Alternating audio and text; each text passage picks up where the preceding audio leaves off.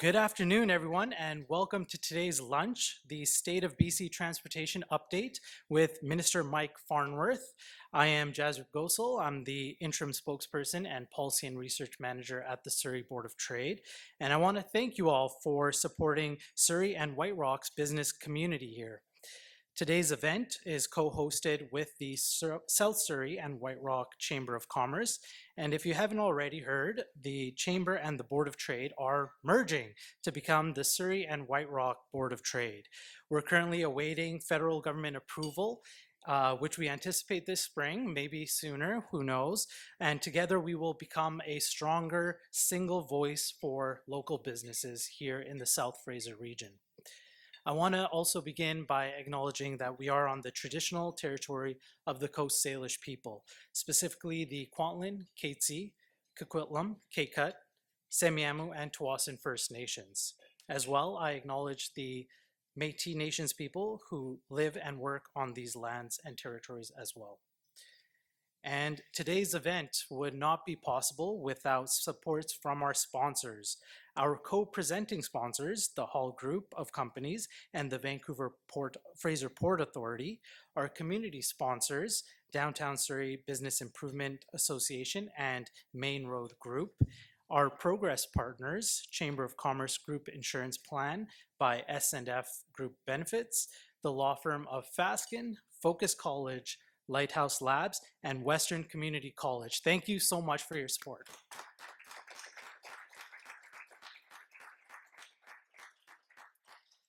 And we have some special guests, some dignitaries in the audience today. We of course have the BC Minister of Transportation and Transit and House Leader, the Honorable Mike Farnworth, who you'll hear from shortly.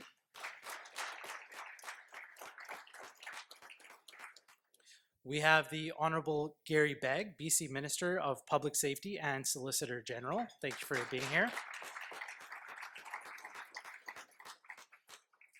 We have Amna Shah, MLA for Surrey City Centre and BC Parliamentarian Secretary for Mental Health and Addictions. We also have Jesse Sunner in the House today, MLA for Surrey Newton, Parliamentary Secretary for Anti-Racism Initiatives. We have Her Worship, the Mayor of Port Moody, Megan Lochte. Thank you for being here. And we have City of Surrey Councillors Linda Annis, Doug Elford, and Gordon Hepner here as well. Thank you for being here. Appreciate it. And please help me welcome Surrey Board of Trade Directors here as well. We have with us David Bennett of DAB Strategies. Thank you for being here, Dave. Now, the Surrey Board of Trade and South Surrey and White Rock Chamber of Commerce are independent nonprofit organizations under the Federal Ministry of Economic Development, and we are a concierge of connections for Surrey and White Rock's business community, where we deliver a diversified service portfolio of business development, international trade, government relations, and workforce development. We support business and attract business.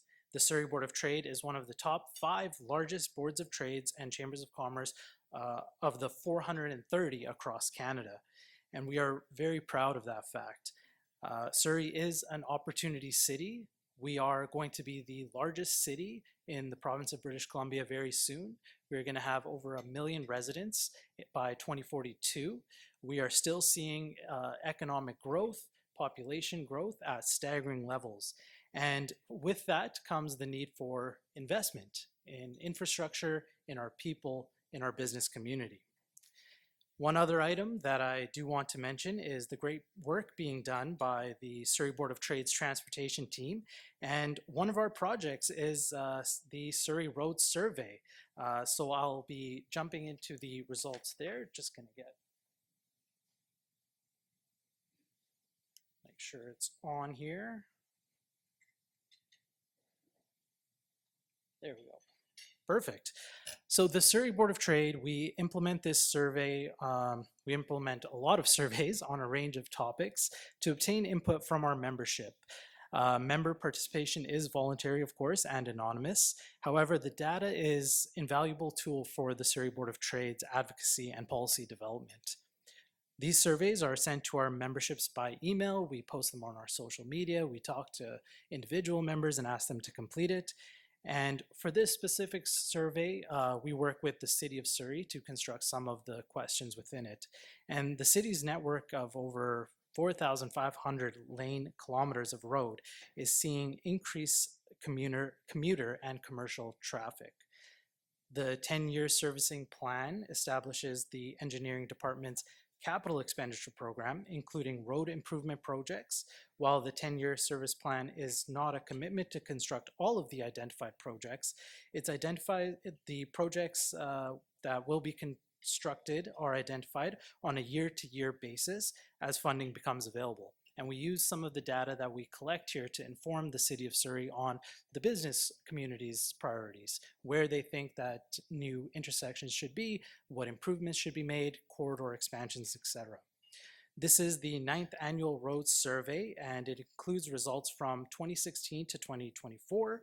And the 2016 snapshot is the baseline from which the Surrey Board of Trade and the City of Surrey can measure improvements over time. The survey responses were obtained between October and December of 2024. The Surrey Board of Trade will continue to implement the Surrey Roads Survey to track improvements where they occur and identify concerns as they arise for our members to gain a deeper understanding of our members' commute and business travel trends, to determine any actions, recommendations, or policies that may be required, add to our general body of knowledge that will lead to better movement of people and goods through Surrey and the South Fraser Economic Region. As a result of the survey responses and voluntary additional comments, the Surrey Board of Trade recommends that planning all major infrastructure projects need to be done to anticipate the growing population needs. And as I mentioned, we are going to be the largest city in British Columbia very soon here. And it also notes that all levels of government, federal, provincial, regional, municipal, need to work together to develop a comprehensive, sustainable, interregional transportation plan for the South Fraser Economic Region, including Surrey and White Rock, that would not change with the election cycles, that is set in stone, fully funded from idea to implementation.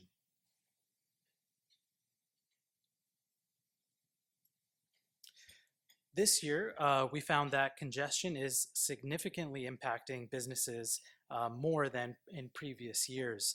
This trend is continuing on an upward trajectory. Specifically, businesses are impacted by some major capital projects such as construction or major infrastructure projects like the Surrey Langley SkyTrain construction, but also in general, road uses is up, especially because our population is growing at such interesting levels.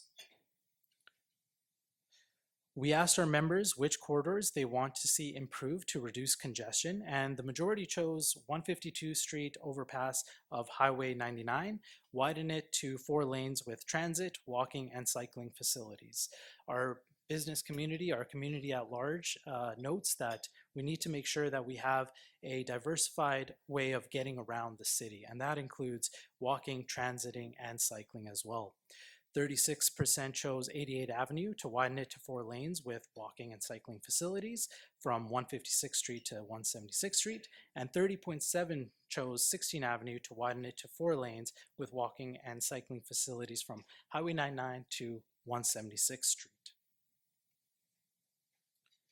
We also asked which intersections need improvements, and 62.9% indicated 88 Avenue and 140th Street, and 60% indicated 104 Avenue and 156th Street, and 55.7% indicated 88 Avenue and Harvey. And these numbers don't add up to 100 because we asked them to pick their top 3 priorities, and these were them. Respondents were asked to rate the transit improvement option list that we provided, and the top 3 options that respondents indicated that we should have and definitely need are the rapid transit on King George Boulevard from Newton to South Surrey, rapid transit on King George Boulevard from City Centre to Newton, so might as well just construct the entire BRT line from City Centre all the way down to White Rock, just get it done, one shot, that's what we want. Yeah, thank you. Rapid transit as well on 104 Avenue from city center to Guildford was another top choice.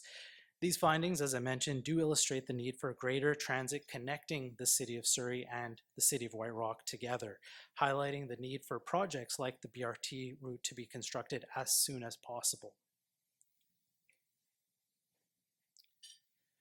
So we asked our members as well about cycling and safety needs. Cycling is on the mind of our business community, which this survey includes not only employers, but also employees, contractors, sole proprietorships, etc.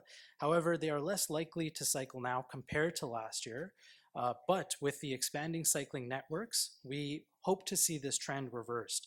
And we know, and our business members have told us, that we need to ensure that we are investing in alternate modes of transportation so that first and last mile is crucial as well. And that will help to reduce congestion. And on the topic of provincial infrastructure, we found that 46% of respondents think that the Patello Bridge should have 6 lanes opened on opening day or expanded when traffic wait times extend beyond 10 minutes to cross beyond peak hours. And as I mentioned, this is just a snapshot of our entire survey, so I welcome you all to take a look at the executive summary and the full report on businessinsurrey.com. Now, the Surrey Board of Trade's strategic philosophy is that transportation investments are the economic foundation of driving our economy, moving people and moving goods. Now, I would like to welcome Parm Harry, Vice President, Strategy, Transformation, and Chief Human Resources Officer at the Vancouver Fraser Port Authority to introduce our keynote speaker this afternoon.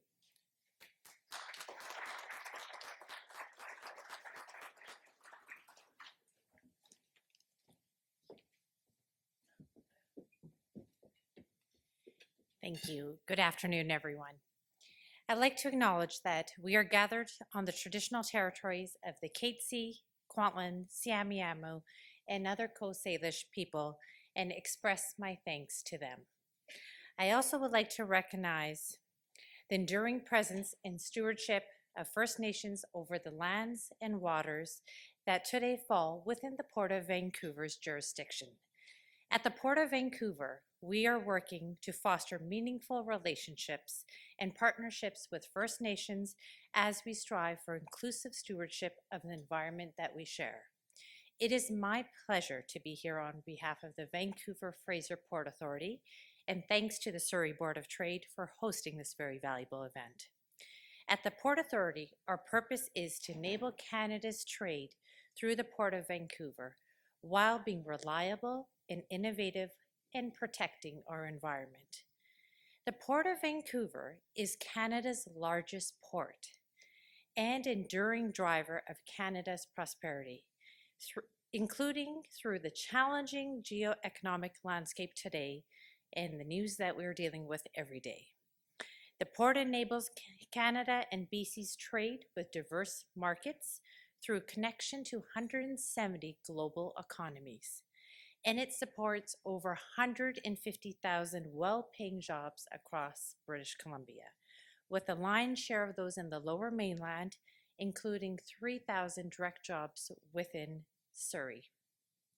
We're very pleased today to support the event with Minister Farnworth. We look forward to hearing about his plans for BC's transportation networks and infrastructure, including here in Surrey. As a complement to that, on the marine transportation side, we are advancing port optimization, supply chain resilience, and capacity development.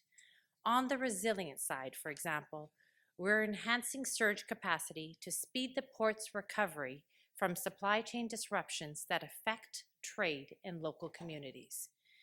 And thanks to the Natural Resources Canada for funding support, we're working with the government, industry, First Nations, and other stakeholders to advance climate adaptation plan for the port. On the capacity development side, in Surrey and surrounding area, we're nearing completion on both the Fraser Surrey Ports Lands Transportation Improvement Project and the Anasis Auto Terminal Optimization Project. These projects are part of our broader efforts to enable Canada and BC's trade now and into the long term. Finally, we're partnering with the Government of BC on several decarbonization efforts, including funding of trial EV container trucks to support local container trucking sector in adopting cleaner fuels and technologies. This, in turn, supports cleaner air for local communities, and we strongly value the Government of BC's partnership. Minister Farnworth, congratulations on your re-election, and we look forward to continuing to work with you together as we grow BC's economy and generate jobs. It is now my privilege to introduce the Speaker of the Hour. He was first elected as MLA for Port of Coquitlam in 1991, and he has held many roles in government, including Minister of Municipal Affairs and Housing, Minister of Employment and Investment, Minister responsible for Housing, Minister of Health and Minister responsible for Seniors, and Minister of Social Development and Economic Security. He most recently served as Minister of Public Safety and Solicitor General, and I asked him what his favorite role was, but I won't share that with you. He now serves as Minister of Transportation and Transit and as a Government House Leader. Everyone, please join me in welcoming the Honourable Mike Farnworth.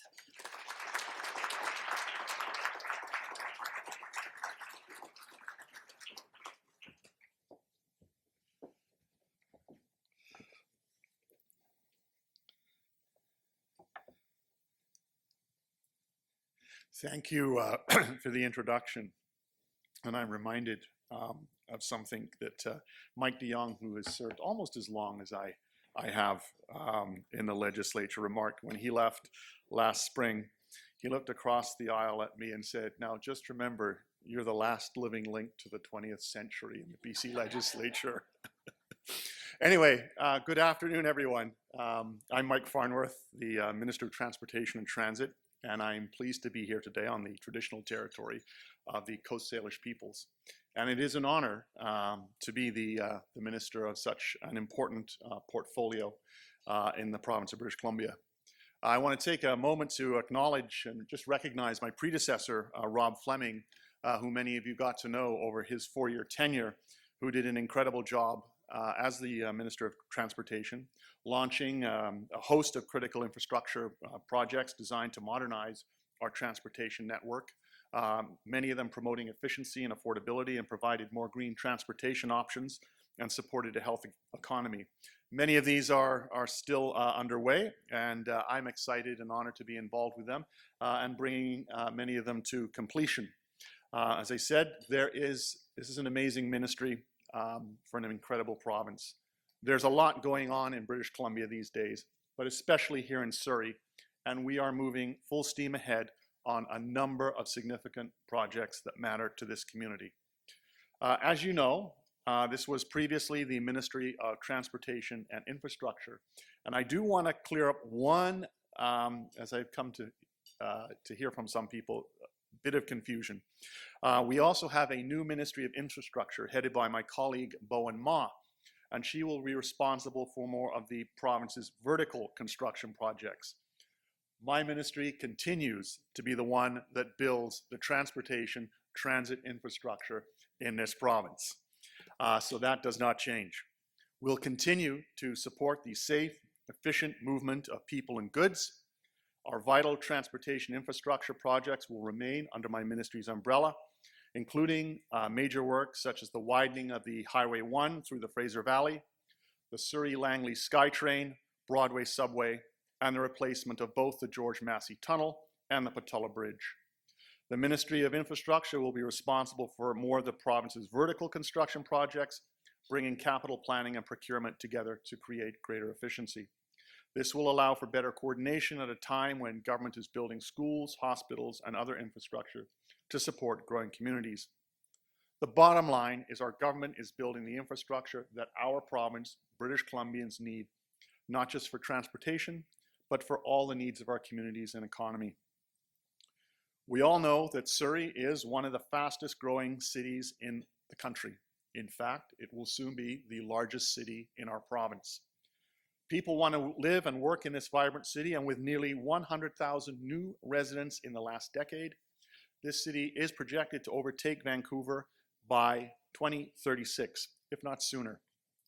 And with that comes increased opportunities for job creation and economic development. But to make the most of these opportunities, transportation infrastructure needs to keep pace with this incredible growth.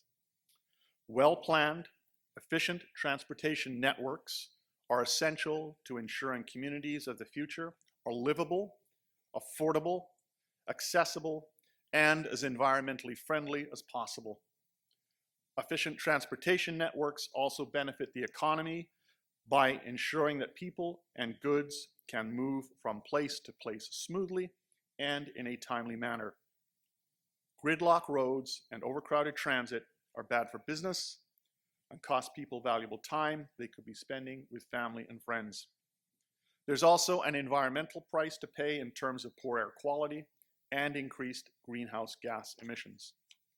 Our government understands these issues, and we're addressing them by making record transportation investments here in Surrey and throughout the Lower Mainland and across the province. Certainly the most important and exciting project for us here is the Surrey-Langley SkyTrain extension. It's the first new rapid transit investment south of the Fraser in nearly 3 decades. With an additional 16 kilometers of elevated track, 8 new stations, 3 new transit exchanges and connections, and multi-use pathways. It will transform the transportation experience in Surrey and surrounding communities. Passengers will be able to travel from Langley City Centre to King George Station in about 22 minutes, or from Langley to Waterfront Station in downtown Vancouver in about an hour. People from around the region will be able to visit businesses and attend events in Surrey without having to worry for paying for parking or gas, or just as importantly, the frustration of being stuck in traffic. Workers will have an easier time commuting to jobs in Surrey, which will help businesses south of the Fraser find more qualified staff. It will help address the province's housing needs by supporting transit-oriented development along the alignment. And it will also help to create jobs to support economic growth and to contribute to the government's Clean BC climate goals. Everyone who takes the Surrey-Langley SkyTrain will be playing a small but important part in reducing traffic congestion and greenhouse gas emissions. Everyone who takes a Surrey-Langley SkyTrain will be playing a small but major part in making life more affordable and better. I'm very pleased to say that major construction on the Surrey-Langley SkyTrain started a few months ago and is proceeding well. I'd like to touch on the impact of transit on the many communities and neighborhoods within Surrey and our important shift to transit-oriented development. Public transit is much more than moving people from A to B. It is also about building greener communities that are more livable and affordable and making public transit more accessible to people.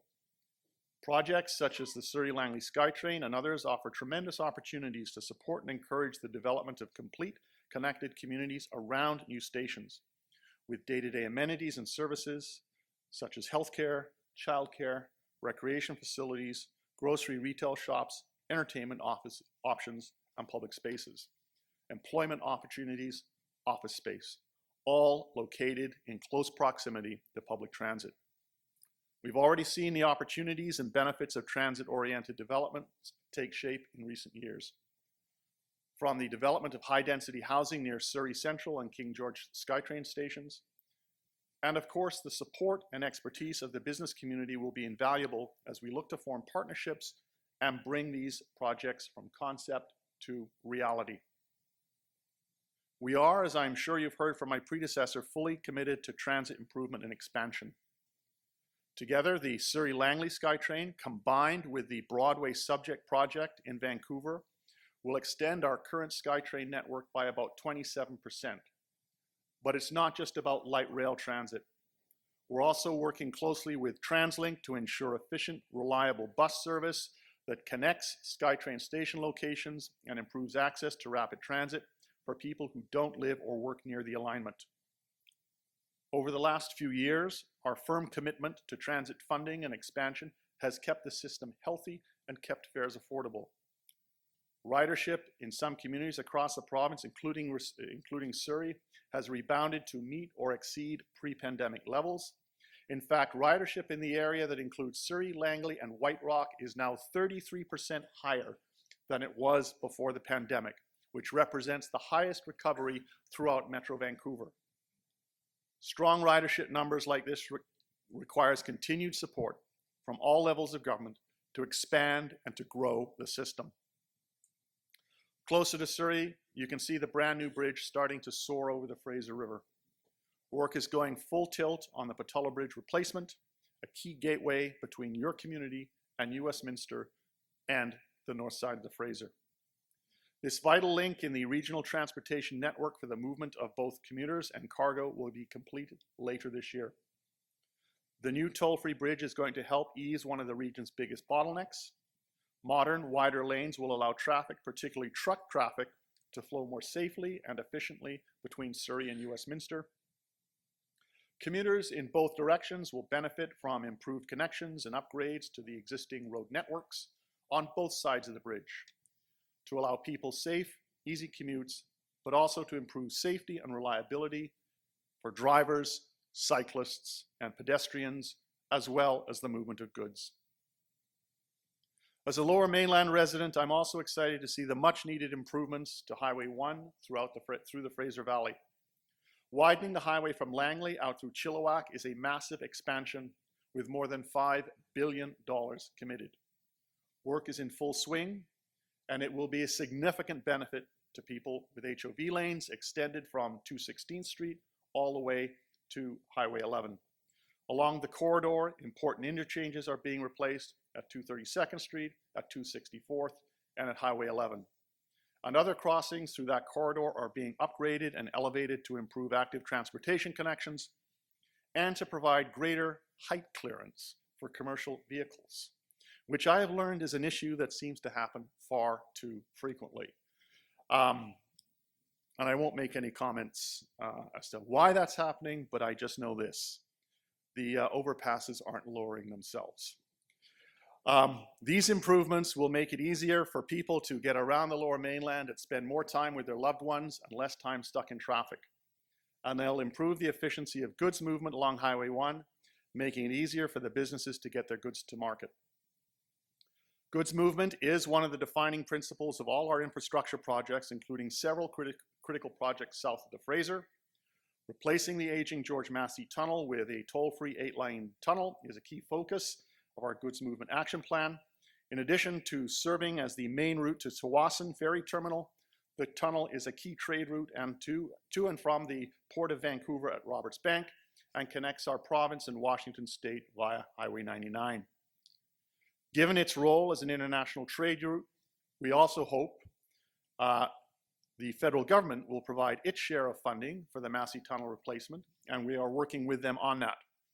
Pre-works are underway, and our design team is in place and in the process of completing the final design. Concurrently, we're working through the environmental assessment process to support construction starting as quickly as possible in 2026. In advance of tunnel construction, we are continuing corridor improvements along Highway 99, including the replacement of the Steveston interchange with a new 5-lane crossing, which will be completed later this year. The first half of the new interchange recently opened to vehicles, and after the old crossing is removed, the second half of the new crossing will be built. When the new tunnel is completed, it will mean faster travel times for all modes of transportation, particularly those who choose transit, as rapid bus service will serve this corridor. I want to talk a little more about the relationship between transportation, infrastructure, and goods movement. Our government understands that the ability to move goods reliably, efficiently, and effectively is a critical element of a healthy economy. As if there were any doubt, the atmospheric river of 2021 came to remind us what can happen when our supply chain breaks down. Basic necessities such as food and fuel become more difficult or impossible to get. Businesses can't get their products and supplies to market, and the economy and life as we know it slows to a crawl. As we've seen in Los Angeles this month, catastrophic weather-related events are becoming more common, and government has a responsibility to be prepared. We recognize that it wasn't enough to just repair the damage caused by the 2021 atmospheric river. We needed to build all our infrastructure to be better and stronger and more resilient. So on all our new projects, we're including improved drainage, deeper, stronger foundations, realignments, and other features to ensure our infrastructure can withstand future demands. And I'm happy to report that with the exception of rebuilding nearly 24 damaged sites on Highway 8, the atmospheric river repairs are thankfully behind us. I want to give a shout out to the road builders of BC who did such a remarkable job during that terrible event that we all have to face. The collaboration and the work, the skill of the employees and the companies and the contractors contributed to us to being able to open highways such as the Coquihalla in record time. In the space of literally 3 months, we got truck traffic moving when most people thought it was going to take 18 months to 2 years. So that's an example of the kind of partnerships we want to forge in the province in British Columbia. Companies who know our province know how to get the job done. In closing, I want to thank you for inviting me to speak today. I know that the Chamber and your business community have a vital interest in transportations in Surrey. Transportation affects your citizens, your customers, your economy, and your community, and your voice is important as we build for the future. Surrey's an amazing place, and it's going to be the largest city in our province soon. We need to make sure it's got the infrastructure that it needs. And on one final note, I want to close by saying today is the 30th of January. We all know that we live in a very interesting time right now with our neighbors to the south of the border. February 1st, we will find out whether or not tolls come into place, but I can assure you that our provincial government will be standing up for British Columbia, working with every other province to protect the interests of our province and our country, because Canada will never be a 51st state. Thank you.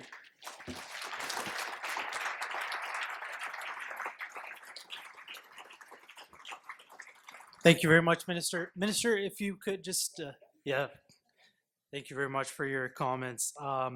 So now, I just want to, I was jotting down some notes. I do really appreciate the level of care and investment that you're willing to make, and how highly you speak of the South Fraser Economic Region. And the Surrey Board of Trade, I want to say, is here to help with any advocacy you need for the federal government to pay their fair share for the tunnel crossing.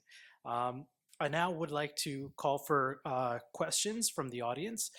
If you have a question, we have a microphone right there. Please go to that microphone and state your name, company name, and ask your question. And please do keep it brief so everyone has a turn to ask their questions. And Minister, I'm going to have you stand right here. Okay. Check one, check two. Okay, perfect. So we do have a question. Councillor Hebner, over to you. Thank you very much, Mr. Gosel, for hosting this. I'm a member of the Surrey Board of Trade, and as always, it's an excellent and honorable position to be in when I'm with you and the rest of your staff.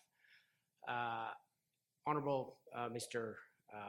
Farnsworth, my question is regarding, of course, the George Massey Tunnel, and I'm very pleased that you've mentioned that and that endeavor in your address to us. Originally, that particular project had talk of an interchange within 24th Avenue and 99 and improvements to the 152nd Avenue interchange at 99.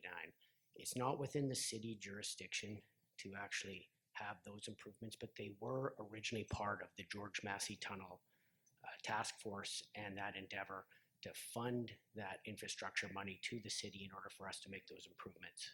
We have embraced Bill 44. We've built housing here. We need to get that infrastructure in place on 99 and 24th. We have literally thousands and thousands of doors and millions of dollars in infrastructure going in there.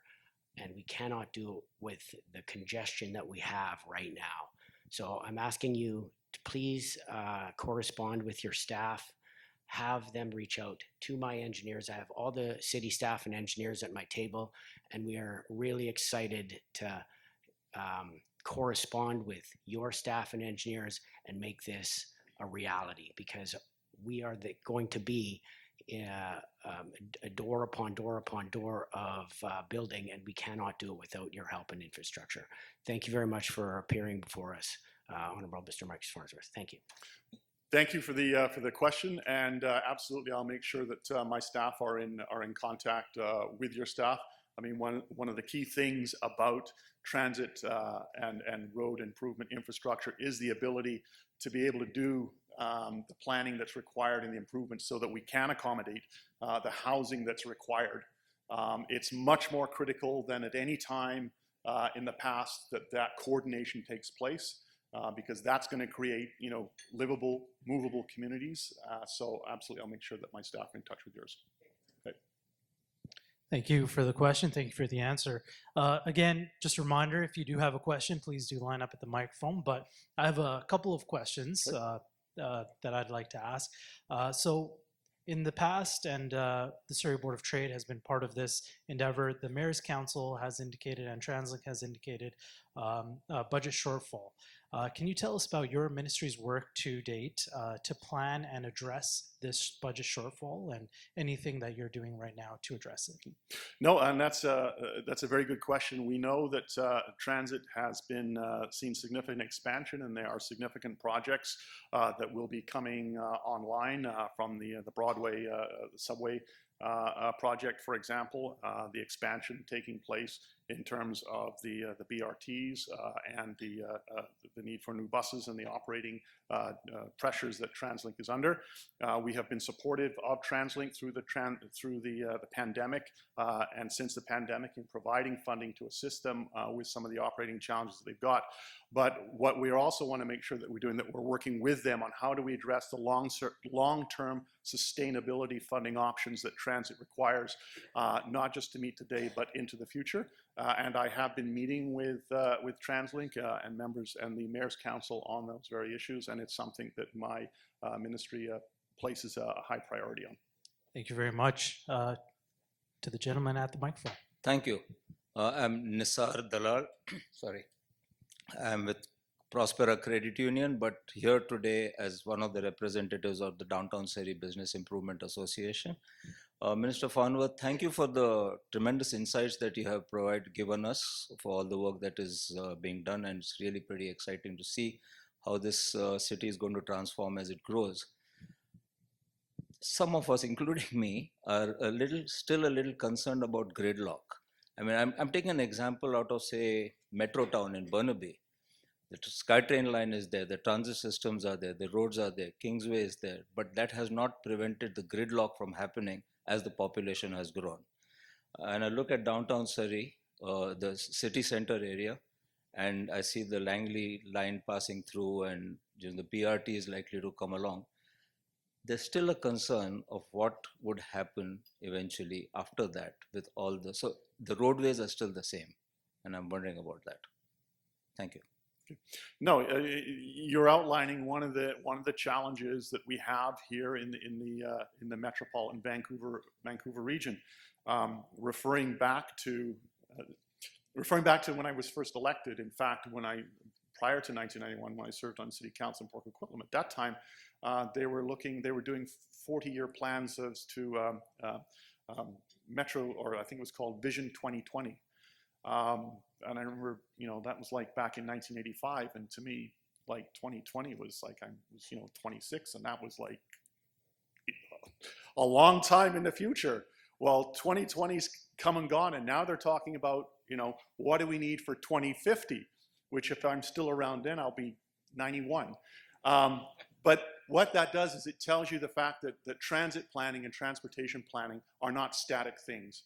That we have to recognize that we're building for the long term, and a lot of the improvements that are taking place today were identified back in those earlier plans and are being built. And what's being identified today are how do we meet the needs of that growing population. And I think what we've seen over the last number of years is the critical importance of the cooperation and collaboration at the local, regional level, the province, and the federal government. Because I don't think any of us have taken into account, you know, for years we had in this country a pretty sort of steady rate in terms of immigration. The last number of years, we've seen a huge increase in that, which has advantages, which brings, you know, all kinds of opportunities, but at the same time puts pressure on our infrastructure, whether it's our roads and transportation, our school system, our health systems, and all of those things we need to start factoring into. Where are we going to be in 2050? What are those improvements? And making sure that we're constantly making those investments to ensure that they are built on time for when we need them. I think it's penny wise and pound foolish to sort of say, you know, we need to stop infrastructure spending. We can't afford to do that. Infrastructure spending is an investment in today in terms of jobs and training opportunities for the skilled workforce we need in the future. It puts in place it allows us to cope with the growth that we are seeing and will continue to see. So you raise a really good point, and it's one of those things that we as a government, and certainly my ministry, take incredibly seriously. Thank you, sir. And by the way, I saw you counting the years, and your math is pretty good. Thank you very much. Please go ahead. One more, please. Hi, Minister. Congratulations. Thank you. My name is Nav Sandhu, and I'm here with the Consultor Corporation. We are in land development and land consulting. I have maybe more than one question for you. In our land development, a lot of what we do is research. And as we do research, we understand when you're developing bigger projects, transportation is the heart. We need to know transit-oriented areas very well. We need to know frequent bus stops really well, and high-frequency bus stops. Now, we're mainly right now focusing more in the new infrastructure areas, so along Fraser Highway, all the way to Langley, and then also Cloverdale, where the new hospital is getting made. So my question, I guess, would be, I want to focus on Cloverdale for a second. Going to Cloverdale, what's your future, or what do you think the future is going to look like for transit that way? Because the hospital is going to have a lot of demand for seniors, especially, and ill people. And you were the Minister of Seniors at one point, correct? So Before Google.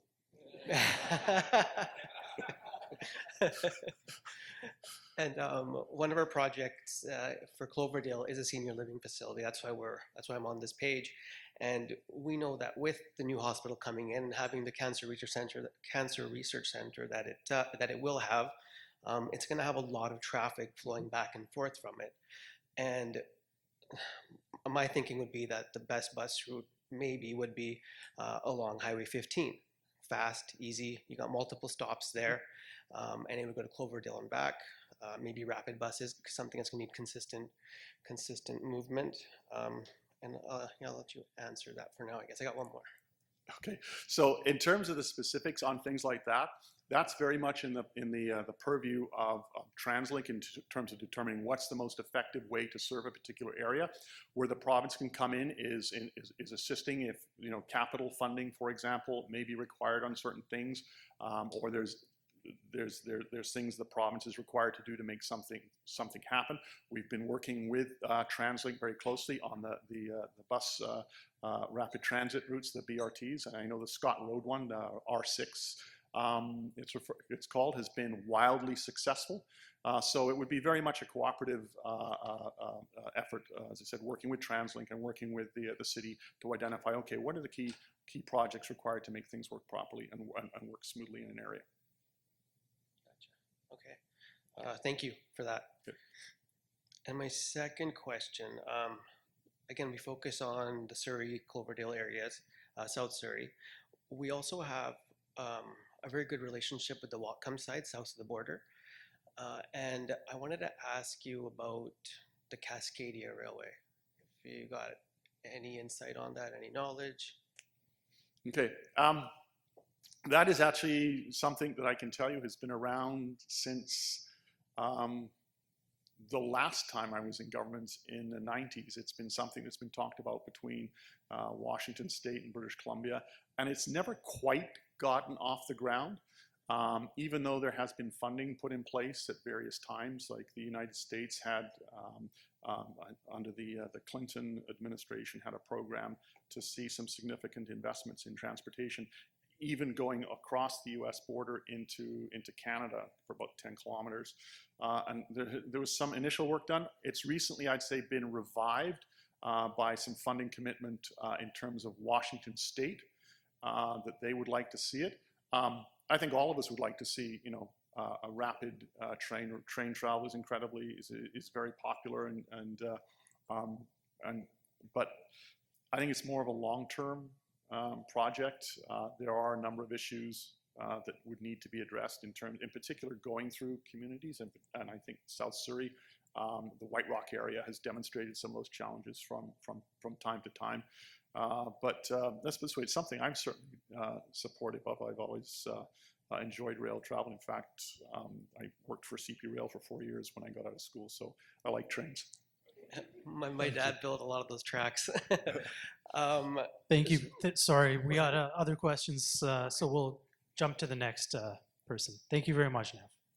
Thank you. No question. I'm Kelly Scott with the BC Road Builders. Minister Farnworth was resonating with us when you're talking about the atmospheric river and how industry and government came together as one. It taught us a lesson that when you come together as one, there's things that we can do collectively that'll take our province to another level. You also talked about the need for the BC contractors to get involved in this, who have a knowledge of the geography we're in, the geology we're in. And we're very encouraged by what we've seen in the road going from Surrey out to Chilliwack, where you're breaking those parcels up. So our members, the hull constructors of this world, can bid on them and work on them.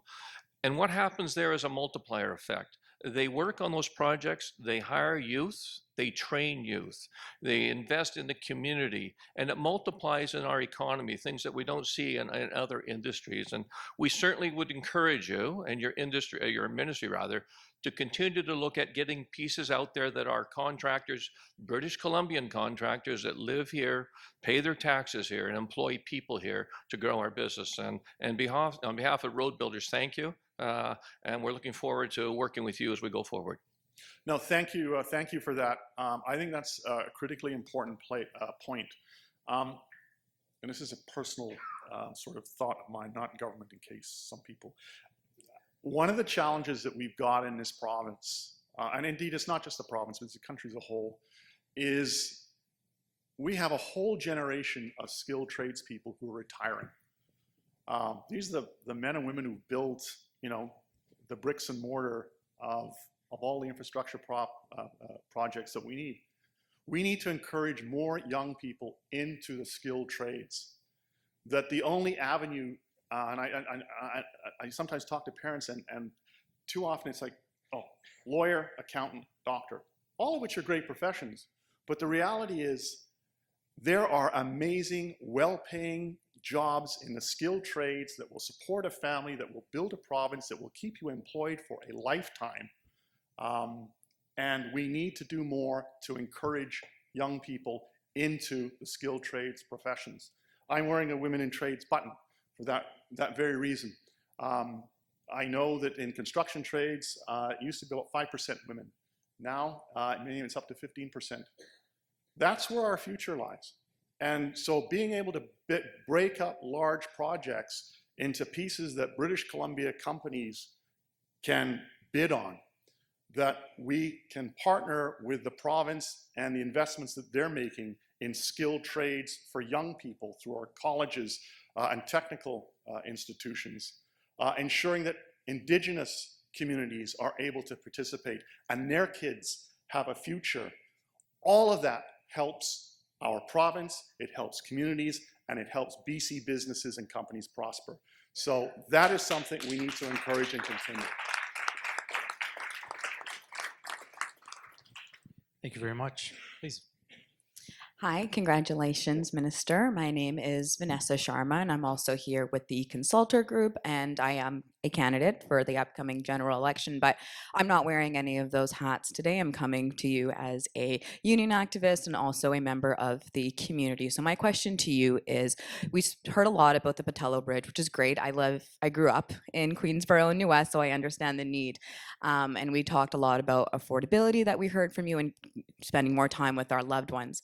So with that being said, my question is, was the idea of putting in bridge guards ever something that came up with the new Patello Bridge? And if it wasn't, why? And the reason why I ask you that is because we've seen the rise in mental health, especially with at-risk youth. And I also have a personal connection to this question where my own mother took her life off of the Queensborough Bridge. My best friend's niece took their life off the Lions Gate Bridge. And I personally talked down a 17-year-old in Courtney from taking her life. So we've seen the rise. And when is mental health going to be taken seriously enough where it is written into these infrastructure plans? Thank you. And thank you for that question. And what I'll say is I don't know all the details of the Patello Bridge. I'm actually taking a tour of it next week. So what I will do is I will look into that issue of bridge guards. Happy to do that. I do know that they have been put in place on other infrastructure projects. The second narrows, yeah, the second narrows, and we all know that I think the increased recognition of the importance of mental health in the last number of years. So absolutely, I will make a commitment to look into that for you. Thank you very much. Thank you for the question. Just a question from the Surrey Board of Trade as it relates to our survey. Cycling safety is critical to our membership. And while I noted that a lot of respondents might not be willing to cycle as it stands, 53.9% supported a protected bike network. How will your ministry collaborate with stakeholders and municipalities to ensure that these networks are strategically built and increased investments and funding is provided to municipalities in order to build these protected bike networks? No, thank you. And that's a really good question. That was interesting when I looked at that. And part of me is going, the wording, and the reason I say that is because you just use the word cycle. And I know when I'm out these days, whether it's walking or driving or riding a bike, I see an awful lot of people who are on scooters and other modes of transportation outside of cycling that are all over the place and seem to be growing exponentially. But that's an example of why, in my view, it will continue to be popular, why government continues to need to make investments in active transportation modes.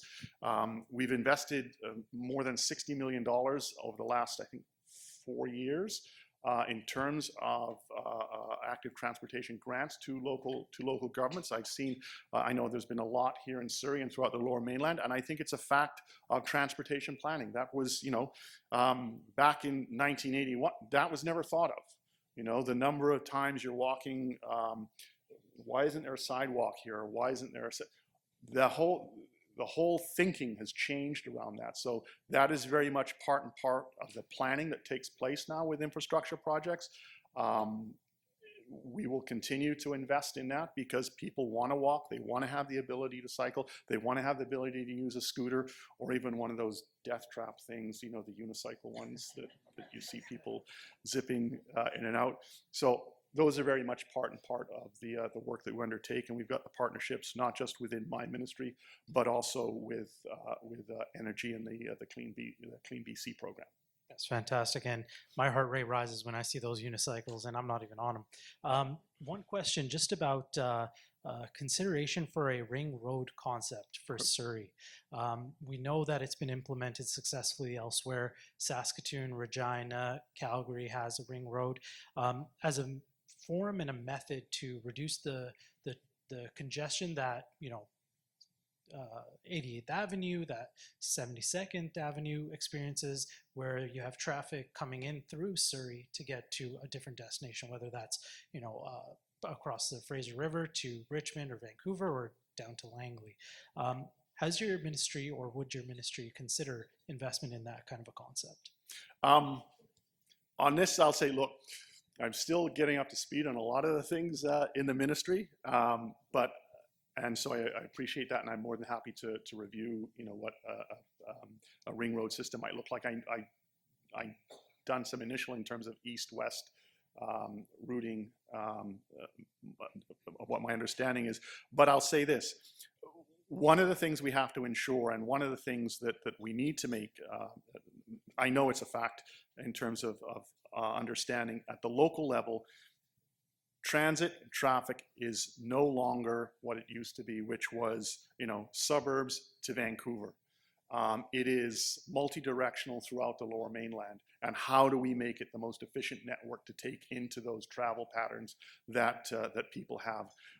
I know that in my own community in Port Coquitlam, the Tri-Cities, a third of the trips out of the Tri-Cities every morning are to south of the Fraser, to Surrey and Langley. And so I'd be more than interested to look at what your proposals are. We need to not just have the sort of the into Vancouver out, but the north-south across the river, being able to avoid, for truck traffic and through traffic, major commercial cores when all you do is get increased congestion.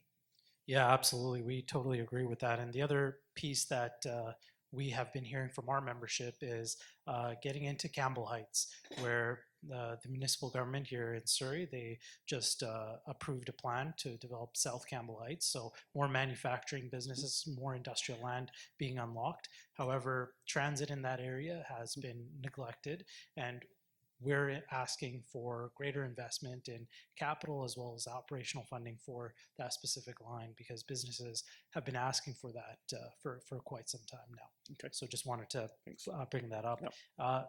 You, sir, go ahead. Hey, sorry. How's it going? My name's Harp with eXp Realty.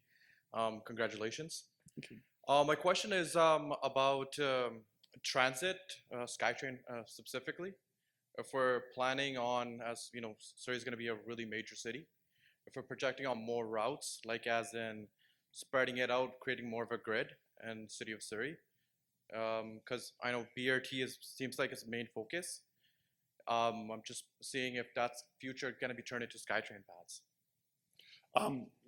I think what you're seeing, and one of the critical things is the relationship and the collaboration that the province must have with regional government, local government, and that means TransLink, that means the Mayor's Council, that means individual municipalities, and so we know where the growth is taking place.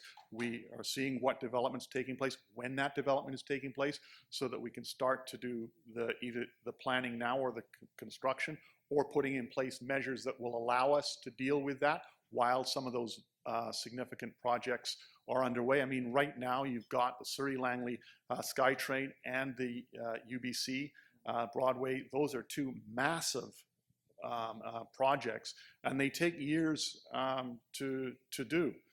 So at the same time as those, you've also got to be planning to ensure that you've got the ability to put in place measures that will alleviate the challenges until those next phase of projects are under construction. Like, do you guys have like some sort of timeline, or is it just over like decades, or? This is a never-ending challenge that we face. I remember when the Expo line went in, everyone thought that was great, and it was. And then the next thing, it's like, okay, we need, there's the debate. We need the line to Richmond and to YVR, and then we need the line out to the Millennium Line out to my neck of the woods. And I'm constantly reminded by my favorite mayor, hey, the Millennium Line was built with the ability to extend it to Port Coquitlam. The North Shore they also want to have, they're like, we'd like to have an extension to the North Shore. So all of those things, and it's about understanding the growth rates, it's understanding the business plan, it's understanding that the Mayor's Council, TransLink, and governments can prioritize those projects in a way that you get the biggest bang for your buck, move people and goods most efficiently. And one of the things that I have always said is, I want those regional transit decisions to be made in a way that benefits the whole region. that we cannot afford to be parochial in those decisions. Thank you. Thank you very much. Thank you, Mr. Farnworth, for the update for the Surrey Transport. I'm a Newton resident here, and I want to actually question who has taken decisions like to develop from 130 to 128 in 2 years, and then 128 to Scott Road another 2 years, and now maybe another 2 years from Kingsjoy to 132. Isn't it insane? Like, for so much inconvenience for that 2-kilometer stretch, we are waiting forever to it be developed. That's funny. That who is monitoring it? I mean, the contractors, they leave their the flags, the flaggers, they don't care. They don't take it on the weekend. They don't work on Saturday, Sunday, but they leave their flags all over and nobody take care of them. It's so bad. It's so messed up. Okay, look, I can take that away because I don't know the exact specifics, but look, I understand frustration when it comes to construction projects, and you're going, well, why the flag's still up? It's Saturday, no one's working.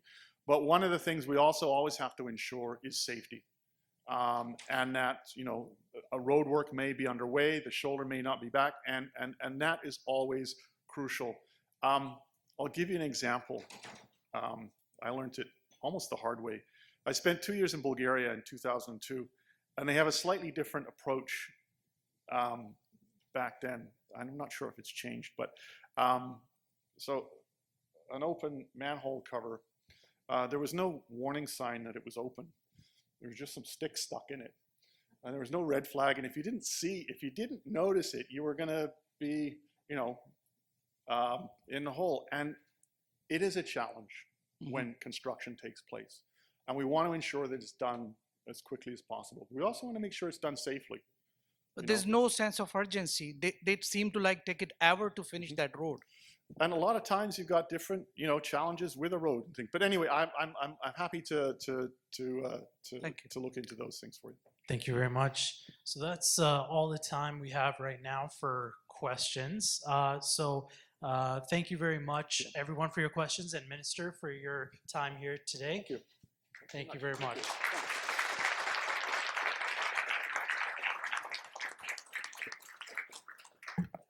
And now I would like to ask James Emsley, Chief Operating Officer of Hall Constructors, to come forward to thank the Minister and deliver his remarks. Thank you.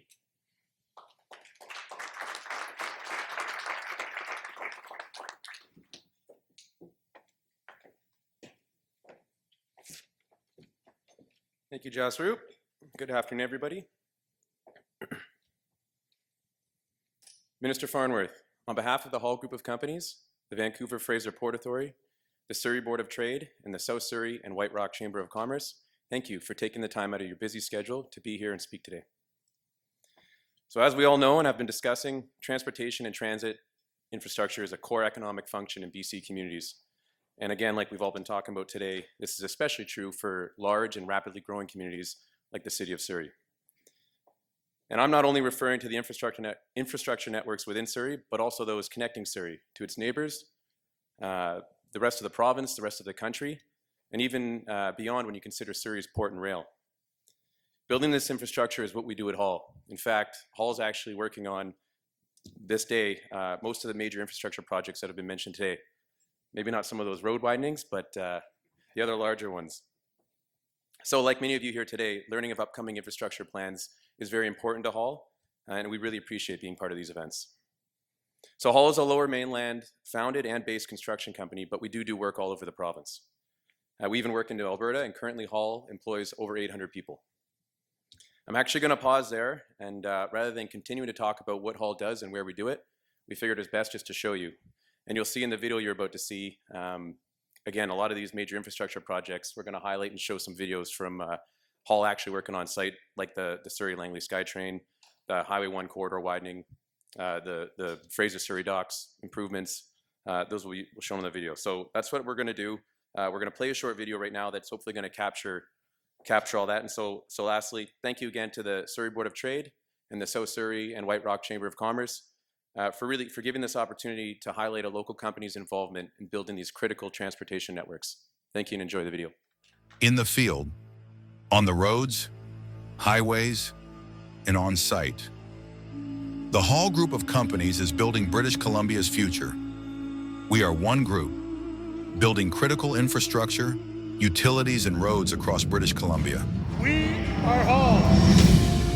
Through piling and foundations,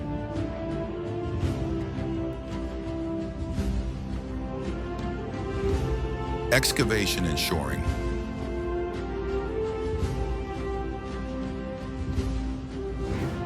mechanical services,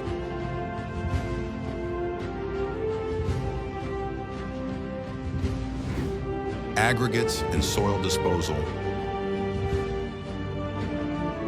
asphalt paving, flatworks, road and highway construction,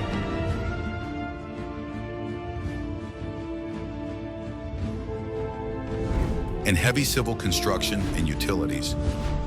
We are proud to deliver stronger infrastructure and highways that drive communities forward. Hall and our partners are currently delivering several large transportation and transit projects in the Lower Mainland, including Broadway's subway project, Fraser-Surrey Port Lands,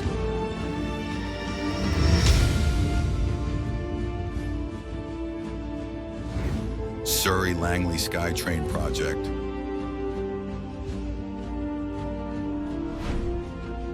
and Highway 1 Corridor Improvement Program. We're not just building roads and transportation networks, we are connecting communities in British Columbia and beyond.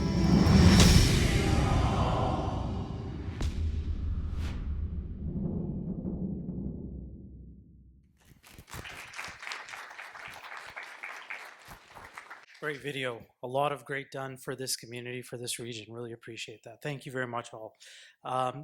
Once again, I would like to thank the sponsors of today's lunch, our co-presenting sponsors, the Hall Group of Companies and the Vancouver Fraser Port Authority. Thank you very much for your sponsorship.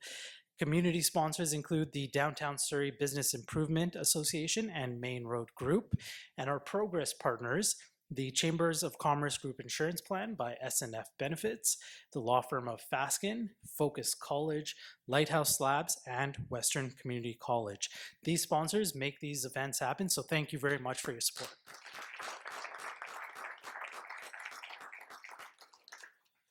Now, before I conclude this program and this event, I want to take this opportunity to remind you of some upcoming events at the Surrey Board of Trade and South Surrey White Rock Chamber of Commerce. Tonight is an after-work mixer at Kingdom Athletics in White Rock. On February 4th is an economic forecast lunch featuring BDC's chief economist, Pierre Clairaut. February 5th is the Business in Surrey member induction. February 11th is our Impact Learning Lab on doing business in the United States. Very topical, very timely. February 12th is an after-work mixer at the White Rock Museum and Archives featuring a special exhibit for Black History Month. February 25th is an Impact Learning Lab on modern strategies for effective networking. And February 26th is a discussion on Metro Vancouver's economic future with the chairs of Metro Vancouver and TransLink Mayor's Council. For more details about these events and all the other events that we have going on, visit our website, businessinsurrey.com. Thank you all for attending today and make it a great business day.